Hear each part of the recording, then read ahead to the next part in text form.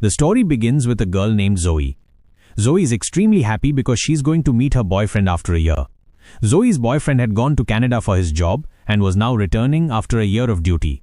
Zoe's mother gives her car keys so she can drive there. Here we learn that Zoe is deaf-mute, meaning she cannot speak. Her mother tells her that the road she's taking is very dangerous and warns her to be careful. Zoe assures her mother not to worry, saying she'll reach the destination safely. She then gets into the car and drives towards her boyfriend's house, very excited to see him. During the journey, she spots a shop and pulls over. It's a gift shop owned by an old man who sells handmade items. Zoe buys a gift for her boyfriend from the old man. After this, she takes a selfie sitting on top of her car and sends it to her boyfriend Dean to let him know her location and that she'll be arriving soon. Dean is very happy to see his girlfriend's photo. Zoe then resumes her journey. While driving, she is using her mobile, which distracts her from the road. Suddenly, an injured man appears in front of her car. Zoe slams the brakes, causing her car to swerve and stop a short distance away, but the man's life is saved. As Zoe looks out, she sees the injured man fall down. She considers helping him. Just then, she sees a gang of people chasing another man. The man falls while running, and the gang members drive their car over him, crushing him. Zoe is frozen in shock and fear, and the gang members start approaching her. At this point, Zoe could have started the car and escaped, but she doesn't. She wants to help the injured man lying on the road. She quickly gets out of the car and helps the man into her vehicle. Before she can drive away, the gang members reach them. They grab Zoe and start harassing her. Then, in front of her eyes, they brutally murder the injured man. Zoe is terrified and tries to run away. However, the gang leader Trey aims at Zoe and shoots her in the leg to prevent her escape. Zoe falls down. The gang then takes Zoe to their hideout. They tie her to a bed with barbed wire, which digs into her hands. They torture her mercilessly, and Zoe writhes in pain. Meanwhile, Zoe's boyfriend Dean is worried because she hasn't arrived yet. He messages her repeatedly, but there's no reply. Then, he notices the last photo Zoe sent him. In the picture, he spots a board which helps him determine Zoe's last known location. He immediately calls the police, informing them of the location and appealing to them to find Zoe. On the other side, the gang members take turns physically torturing Zoe, leaving her in terrible condition. Trey tells Zoe that she isn't the first girl they've done this to. They've tortured and killed many girls before. He boasts that the entire area is under their control.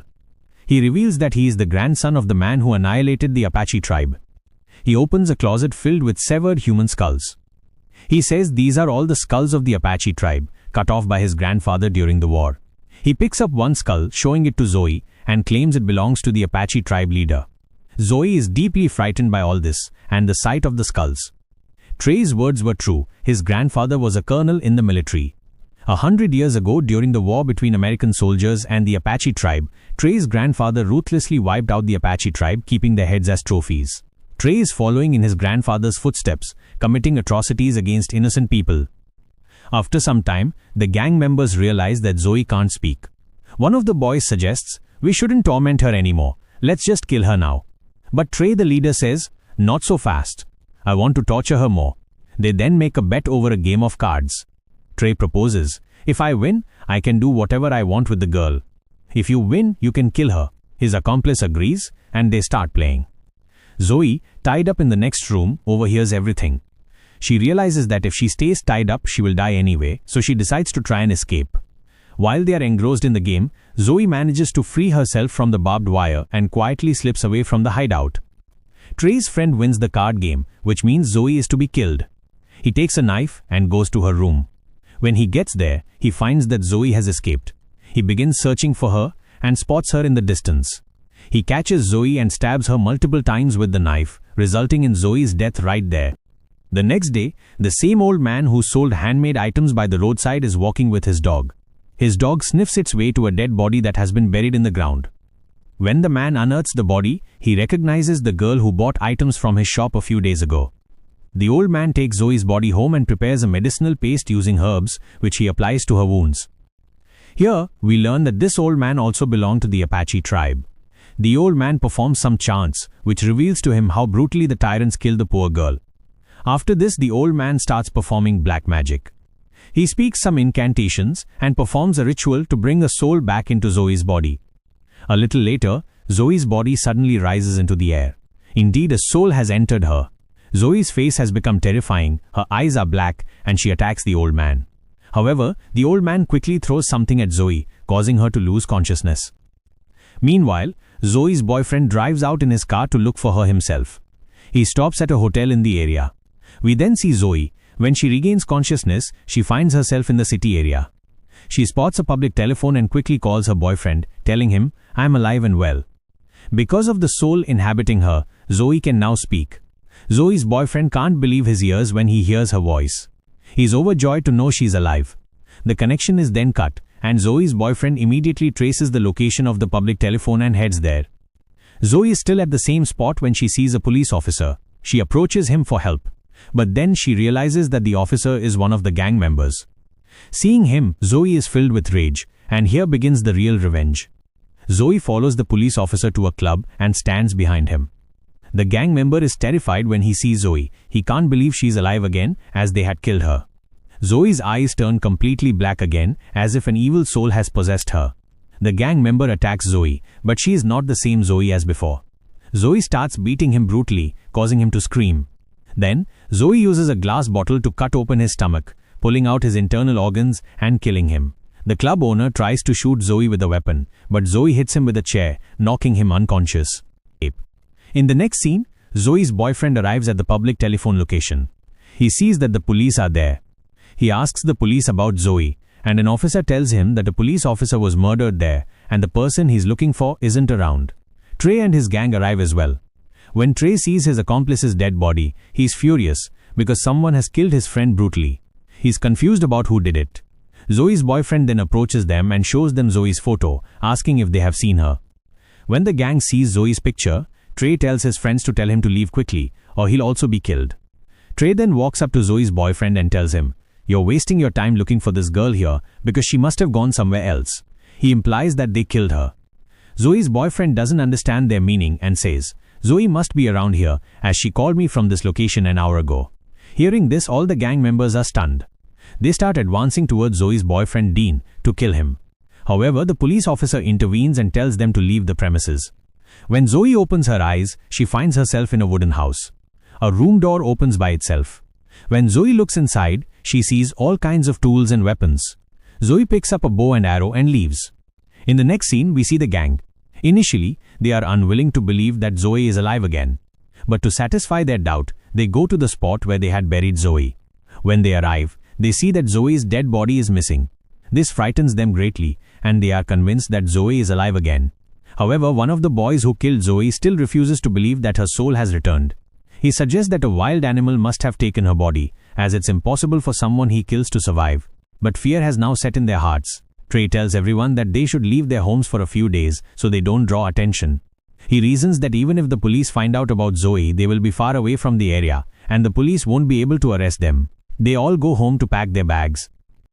As one of the accomplices is leaving, he notices that someone has punctured his car tires with an arrow. This frightens him a lot. He immediately calls his friends and tells them, "I think that girl is here, she's around me." Just then, Zoe arrives and shoots an arrow into his foot, causing him to fall. Zoe then starts shooting arrows at him and keeps doing so until he is dead. Zoe leaves and the dead boy's accomplices arrive. They see that their other friend has also been killed. This infuriates them all. Zoe then notices that her body is starting to decompose. Seeing this, Zoe goes to the old man and asks him for a solution. The old man explains everything to her. He tells her, "I found your body in a grave. You were dead and your body had no soul when I found you. Then I performed a ritual to bring your soul back. But at the same time, another soul also entered your body. That other soul is none other than the leader of the Apache tribe, who has been burning with the desire for revenge for years.